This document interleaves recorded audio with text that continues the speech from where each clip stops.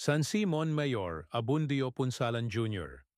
Muling sinuspinde ng Ombudsman. Muling sinuspinde ng Office of the Ombudsman si San Simon, Pampanga Mayor Abundio Punsalan Jr. sa loob ng 6 na buwan, isang buwan lamang matapos siyang makabalik sa pwesto matapos ang kanyang pagkakaaresto. Ang bagong preventive suspension ay kaugnay ng mga kasong administratibo na isinampa ng National Bureau of Investigation, NBI, at Real Steel Corp. Kabilang ang grave misconduct, serious dishonesty, at conduct prejudicial to the best interest of the service. Matatanda ang inaresto si Punsalan noong August 5, 2025, matapos mahuli sa isang entrapment operation ng NBI dahil umano sa pangingikil ng 30 milyon mula sa Real Steel Corp. Siya ay nakulong ng halos isang buwan bago muling makabalik sa pwesto.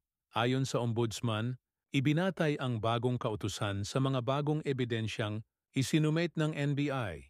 Inatasan na rin ang Department of the Interior and Local Government DILG na agad ipatupad ang suspension habang nagpapatuloy ang investigasyon.